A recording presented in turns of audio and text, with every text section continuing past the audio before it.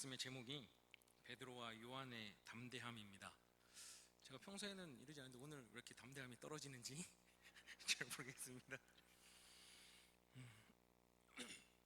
우리가 이 시간 사도행전 4장 13절부터 우리가 읽었지만 그 앞에 있는 부분도 우리가 함께 좀 살펴보기를 원합니다. 그 전장인 사도행전 3장에서는 이제 베드로와 요한이 이 성전 미문에 앉아 있는 그 하반신 장애우죠. 그 안전뱅이를 일으키는 그 사건이 발생하게 됩니다. 기적이죠.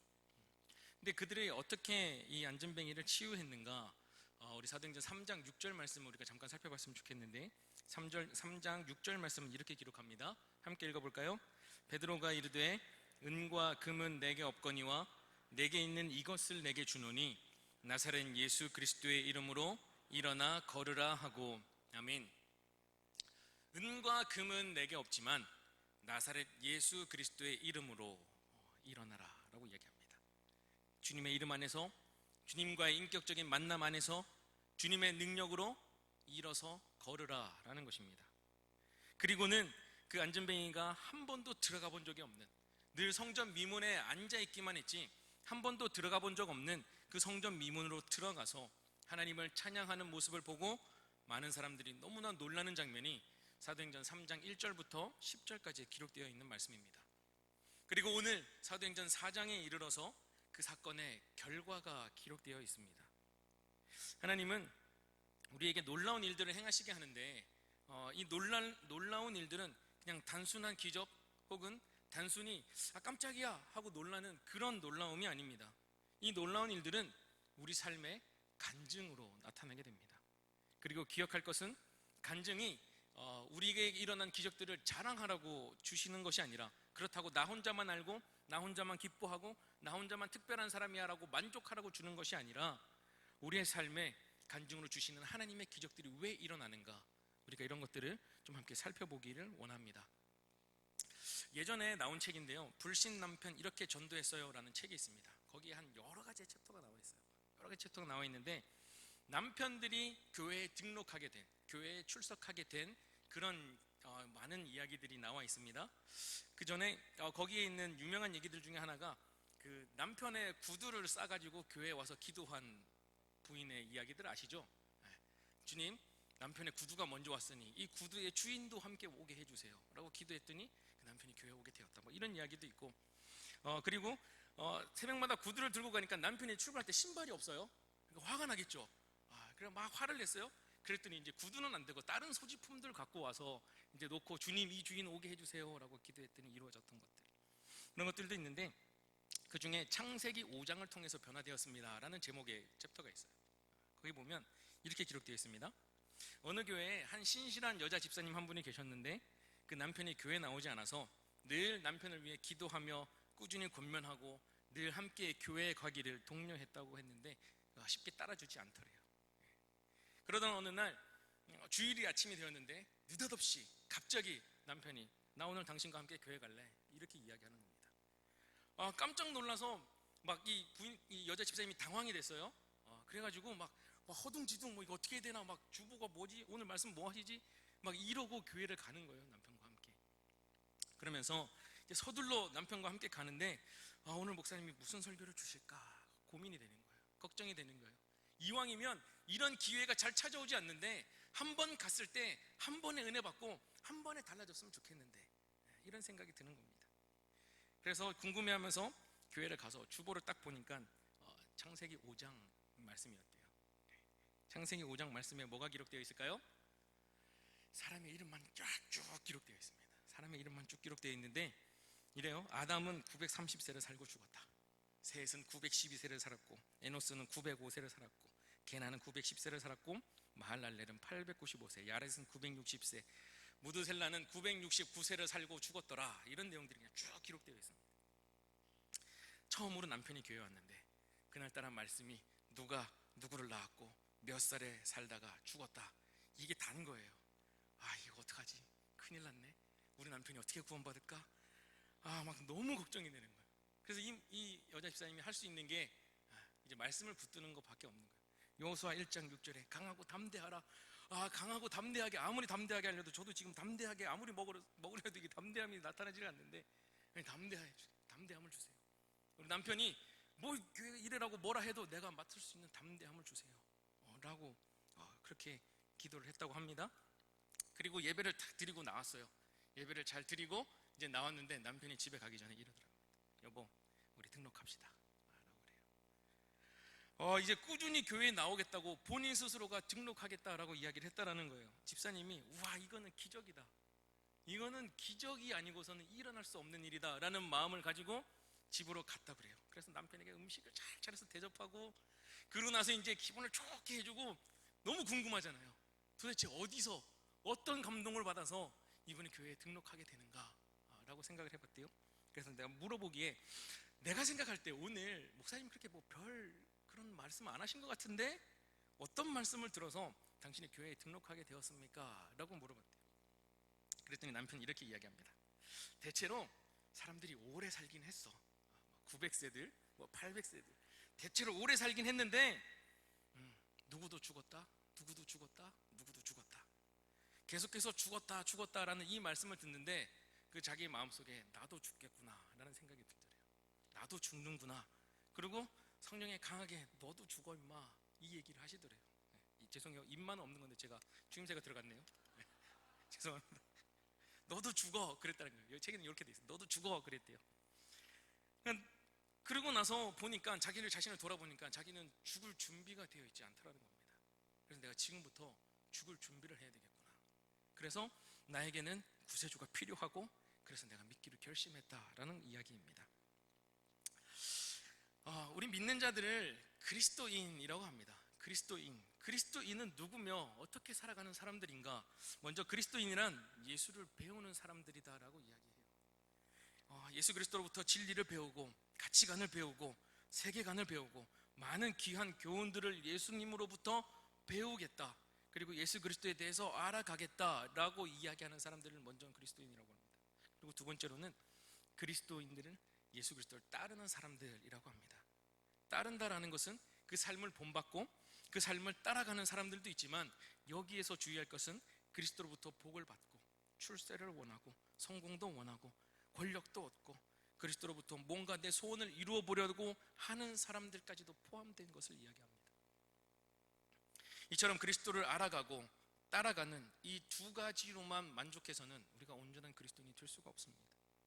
그리스도인으로서 가장 중요한 것은 예수 그리스도를 믿는 사람들이다라는 것입니다. 하나님이 주신 믿음을 가지게 될 때, 특별히 성령님께서 우리와 함께 하심으로 하나님의 말씀이 믿어지면서 하나님의 말씀이 내 마음에 들려오고 이제 내가 그리스도 안에 있음을 알게 되는 것, 이것이 믿는 자들에게 나타나는 특징이다라는 것입니다. 그래서 그리스도를 내가 따라가는 것이 아니라 그리스도께서 내 안에 계시고 내가 그리스도 안에 있다라는 것을 알기 시작하고 또 그렇게 살아가는 사람을 우리는 그리스도인이라고 이야기합니다. 오늘 본문에 나타난 예수님의 제자들의 속성을 아주 단면적으로 확실하게 이야기해주는 그런 본문의 말씀인데, 우리 오늘 함께 읽진 않았지만 사도행전 4장 1절이죠. 오늘 본문의 맨 앞에 있습니다. 사도행전 4장 1절 2절 말씀을 보면 이렇게 기록합니다. 우리 함께 읽어볼까요? 함께 읽습니다. 사도들이 백성에게 말할 때 제사장들과 성전 맡은 자와 사두개인들이 이르러 예수 안에 죽은 자의 부활이 있다고 백성을 가르치고 전함을 싫어하여. 아멘. 베드로와 요한이라고 하는 예수님의 제자, 이 대표적인 그리스도인들이 지금 예수 그리스도의 이름으로 나면서부터 안증쟁이인 자를 일으켜 세우는 표적을 행하고 기적을 행하고 난 뒤에 성전 맡은 자와 사두개인들이 예수 안에 죽은 자의 부활이 있다고 백성을 가르치는, 그 전하는 그 모습들을 싫어하여라고 기록합니다. 싫어하여. 베드로와 요한이 안전병을 일으키고 나서 계속해서 복음을 전하는 것, 그리스도 안에 생명이 있다라고 복음을 전하는 이 사실을 싫어했다라는 거예요. 그래서 3절에 보면 뭐라고 기록합니까?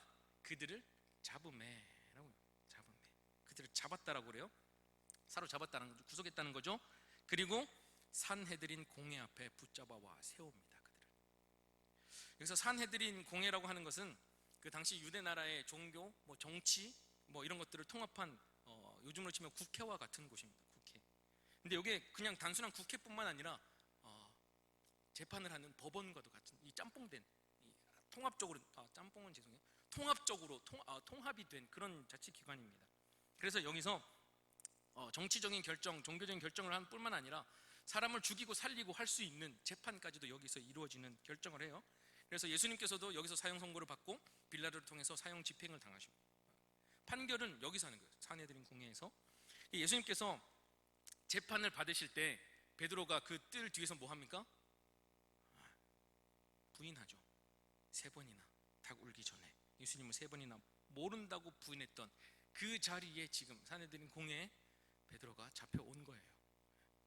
그 현장에 다시 베드로와 요한이 서 있는 겁니다. 그런데 그 당시 예수님이 십자가에 달렸을 때 왔던 베드로와 지금 자신이 복음을 전하다가 붙잡혀 온 베드로의 이 모습이, 이 사람의 모습이 달라도 너무나도 다른 거예요. 이제 베드로는 더 이상 두려움에 떨고 있지 않습니다. 그들에게는 담대함이 있어요. 용기가 있습니다. 8절에 보면, 4장 8절에 보면 이렇게 기록합니다. 이에 베드로가 성령이 충만하여 이르되, 성령이 충만하여 이르되, 백성들아 장로들아 막 소리치는 거예요. 성령이 충만하여서. 그들 앞에 공회 회원들이 한 70여 명 정도가 앉아 있습니다. 무서운 눈초리로 내려다 보겠죠. 예수님을 그렇게 했듯이 베드로를 그렇게 보고 있을 겁니다. 그리고 예수 그리스도를 십자가에 못 박은 사람들이 다시 그의 복음을 전하는 제자들을 죽이려고 하고 있는 겁니다. 그러나 베드로와 요한은 담대히 말합니다. 오늘 19절 말씀 같이 한번 읽어볼까요? 19절 말씀입니다. 함께 읽습니다. 베드로와 요한이 대답하여 이르되, 하나님 앞에서 너희 말을 듣는 것이 하나님의 말씀을 듣는 것보다 옳은가 판단하라. 아멘. 여기서 하나님 앞에서라는 게 참 중요해요. 베드로와 요한은 지금 그 70여 명, 나를 죽이기 위해서 나를 노려보고 있는 그 사내들인 공회원 70명 앞에 서 있는 게 아닙니다. 그는 나는 지금 하나님 앞에 서 있다라는 의식을 가지고 있다는 거예요. 이것이 바로 성령이 충만한 자들의 삶의 특징인 겁니다. 어떤 사건, 어떤 말, 어떤 일을 보더라도 하나님을 생각하는 겁니다. 그래서 하나님 앞에서라는 이 의식이 충만한 사람들, 그래서 다른 사람들을 볼 필요가 없는 거예요. 의식할 필요가 없는 겁니다. 스데반이 순교할 당시에도 왕년의 동료였던 그 헬라파 유대인들이 이를 갈면서 스데반에게 돌을 던집니다. 근데 스데반이 그들을 보지 않아요. 우러러 하늘을 바라본다 라고 이야기합니다. 하늘을 우러러 바라본다는 것이 내가 그리스도 앞에 있다. 그래서 이것을 깨닫는 사람들은 저 사람들이 돌을 던지든 무슨 말을 하든 어떠한 책망을 하든 상관이 없는 거예요. 하늘의 중심을 두고 사는 사람, 바로 이 사람들이 성령 충만한 사람들이다라는 것입니다. 베드로와 요한도 마찬가지입니다. 나면서부터 안진뱅이 된 사람, 성전문에 앉아있던 그 사람, 하루 이틀 받겠습니까? 매일 성전을 드나드는데 매일 같은 시간 같은 자리에 앉아있는 그를 매일 바라봤을 텐데, 그런데 그날따라 성전에 올라가면서 그 안진뱅이를 만나는 순간 성령님께서 그들에게 말씀하시는 겁니다. 왜 그냥 지나가냐? 왜 그냥 지나가냐? 나면서부터 못 걷게 된 이 사람, 40여 년이나 앉아있던 이 사람을 향해서 하나님께서 역사하시기 시작하는데, 성령의 감동으로 왜 지나가느냐? 3장, 오늘 아까 처음에 읽었던 3장 6절부터 8절을 통해서 이렇게 외칩니다. 나사렛 예수의 이름으로 명하노니 일어나 걸으라 하고 오른손을 잡아 일으키니 발과 발목이 곧 힘을 얻고 뛰어 서서 걸으며 그들과 함께 성전으로 들어가면서 걷기도 하고 뛰기도 하며 하나님을 찬송했다라고 기록합니다. 모든 사람들이 베드로와 요한을 막 우러러 봅니다. 그런데 그들이 그리스도의 영이, 성령이 나와 함께 있다라고, 그리스도께서 성령으로 나니 함께 계셔서 나를 통해 역사하게 되셨다라고 그 성전에서 담대히 외치는 겁니다. 이것이 성령 충만한 자의 담대함입니다. 내 손으로 하는 일이 없어요. 다 주님께서 나를 통해 역사하시는 것뿐이고 그 그리스도께서 지금도 살아서 역사하고 계시다라는 것을 의식하고 그리고 그렇게 순종하면서 살아가는 것, 그게 성령 충만한 사람의 모습입니다. 그리고 좀 더 나아가면 이제 나를 그렇게 사용하신다는 것에 대한 감격을 하게 됩니다. 하필이면 하필이면 허물 많고 죄 많은 나같이 나약한 사람, 나같이 더럽고 추악한 과거를 가지고 있는 사람, 왜 하나님은 나 같은 사람을 사용하시는가에 대한 감격입니다. 사도 바울은 이렇게 생각했습니다. 나는 예수 그리스도를 핍박했던 사람이다. 나는 교회를 핍박했던 사람이다. 죄인 중에 괴수고 나는 죄인 중에 죄인이다. 그러나 주님이 나를 사랑하시고 나를 용서하시고 나를 사용하신다. 이게 바울의 고백입니다. 바울은 이 사실에 너무나도 감격합니다. 그래서 바울은 나에게 원수가 있을 수가 없다라고 이야기합니다. 로마서 5장 10절을 통해서 이렇게 고백합니다. 바울이 곧 우리가 원수 되었을 때에 그의 아들의 죽으심으로 말미암아 하나님과 화목하게 되었은즉, 내가 하나님과 원수 되었을 때 그 아들께서 나를 위해 죽으셨다라는 거예요. 하나님과 원수 되었을 때 하나님께서 나를 사랑하셨기에 나도 아무도 미워할 수 없다라는 거예요. 이런 사람이 성령 충만한 사람입니다. 오늘 본문의 베드로를 보세요. 오래전 일도 아니에요. 불과 며칠 전의 일. 예수님께서 십자가에 돌아가시기 전날 예수님을 3번이나 모른다고 부인했던 자, 그 일을 모르는 사람들이 없어요. 거기에 베드로를 알아보는 모두가 그 생각을 했을 겁니다. 사람들이 베드로를 보고 저 사람이 수제자라고 하면서 3번이나 부인하고 도망간 사람이라며, 앞에서 베드로가 이렇게 서서 있는데 막 저한테 손가락질 하겠죠. 제가 옛날에 그랬던 사람이라며. 여기서 담대하게 외칠 수 있을까요? 담대하게 선포할 수 있을까요? 그런데 베드로는 그 사람들 앞에서 담대하게 설교를 합니다. 어떻게 해요? 성령이 충만해서. 담대하게 나의 부끄러운 모든 과거로부터 완전히 출애굽해서 그는 담대하게 복음을 전하고 있다는 거예요. 지난날의 과거가 아무리 자신의 발목을 잡아도 상관이 없는 거예요. 지난날에 내가 누구라 해도 상관이 없는 거예요. 깨끗이 지워버리고 오직 주의 사람으로, 주님께서 나를 쓰시기 때문에, 주님께서 나를 사용하시기 때문에, 나와 함께 하시기 때문에 그것만 가지고 나아가는 삶이다라는 거예요. 제가 지금 중고등부를 담당하고 있습니다. 제가 생각해보면 중고등부는 저랑 참 맞지 않았던 것 같아요. 지난날의 삶을 되돌아보면 제가 처음 사역을 강원도 평창에서 제가 사역을 했습니다. 평창에서 대화감리교회라는 곳에서 사역을 했는데 담임 목사님이랑 저랑 이제 사역자는 둘밖에 없었어요. 제가 처음 교육전사라는데 뭘 알겠습니까? 그리고 그동안에 있던 모습 그대로 갔어요. 왜냐하면 제가 대학원을 가게 되면 이제 사역을 나가겠습니다라고 저희 아버지와 약속이 되어 있었기 때문에 그동안에 막 사역을 가라 해도 저는 목회를 안 할 거기 때문에 안 됩니다. 근데 제가 만약에 대학원이라는 곳을 가게 되면, 신학대학원이라는 곳을 가게 되면 제가 사역이라는 걸 한번 나가볼게요. 그렇게 돼 있었어요. 그런데 제가 이제 대학원을 입학을 하게 됐고, 주님의 은혜로 입학을 하게 되고, 그러고 나서 이제 사역을 내가 약속을 했으니까 이제 나가야 되잖아요. 근데 이것도 주님의 은혜로 이제 인도해 주셔서 뭐 이력서 이런 걸 쓰지 않고 그냥 목사님 한번 보자. 그럼 그래서 그렇게 해서 가게 됐어요. 갔는데 하나님의 은혜로 놀랍게도 제가 노는 걸 잘했거든요. 그래서 제가 유치부, 아동부, 중고등부, 청년부는 없었어요. 시골이나 청년이 다 이제 외지로 나가 있어서 청년은 없어서 제가 유치부, 아동부, 중고등부를 제가 다 이제 맡아서 해야 되는 거예요. 근데 유치부랑 아동부를 같이 예배를 드리는데 얘들은 신나게 놀기만 하면 돼요. 제가 제일 잘하는 거예요. 교회에서 막 뛰어다니고 막 2층에서 뛰어내리고 막 창문 깨부시고 막 이러고 놀아요. 애들은 막 신나 죽어요. 저는 장로님한테 맨날 깨져요. 아이고 전도사가 그렇게 교회에서 뛰어다니냐고 막 이러냐고. 그랬는데 아동부는 날마다 부흥돼요. 중고등부는 제가 가지고 있는 가진 것도 없지만 제가 그래도 있다고 생각되는 모든 지식을 통틀어서 설교를 전해요. 그래도 아동부처럼 놀면은 안 될 것 같아서, 청소년 시기에 중요한 시기인데 그냥 놀기만 하면 안 될 것 같아서 막 공부도 하고 막 제자 훈련도 시키고 막 제가 했던 모든 것들을 총집합해서 거기서 못다리를 풀었어요. 얘들과 제가 맨날 부딪히는 거예요. 맨날 힘든 거예요.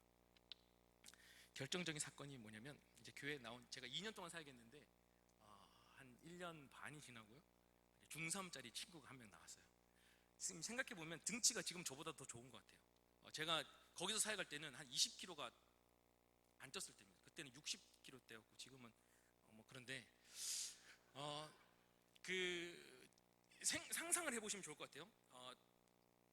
저보다 좀 마른 사람이 최상봉 목사 멱살을 잡고 들어 올렸다라고 생각하시면 될 것 같아요. 최 목사님 죄송합니다. 그렇게 제가 막 그 친구랑 이 다툼이 있는데 제가 너무 열이 받아서 너무 화가 나서 이 녀석아 너 뭐라 그랬어? 그러면서 제가 멱살을 잡고 기둥에다가 세워서 들어 올려버렸습니다. 모든 주변에 있던 중학교 3학년 친구들이 다 놀랐어요. 저도 놀랐죠. 저에게 그런 힘이 어디서 나타나는지 지금도 생각이 안 되지만 들어 올리고 막 난리가 났어요. 정적이 일어나고 막 걔가 좀 약간 학교 일진 같은 친구였는데 막 정적이 싸하죠. 제 속에 있던 이 혈기가 억눌려 있던 혈기가 제가 목사들로서 청소년 시기를 제가 그렇게 보냈던 걸 지금 이 설교 준비를 하면서 제가 깨닫게 됐어요. 나에게 그때 이런 마음이, 내가 이런 억눌림이 있어서 그 청소년기에 반항하는 그 친구들을 내가 제대로 바라보지 못했구나, 이해하지 못했구나라는 상처를 제가 깨닫게 됐는데 그때는 막 그냥 혈기를 막 들어 올려버리는 거예요. 너 뭐라 그랬어? 이 새끼가 막 입에 담을 수 없는 막 그런 이야기들이 막 애들이 막 동적이 그러죠. 중3 얼마나 예민한 시기입니까? 그래서 나머지 6개월에 있던 제 사역의 모든 패턴이 다 바뀌었어요.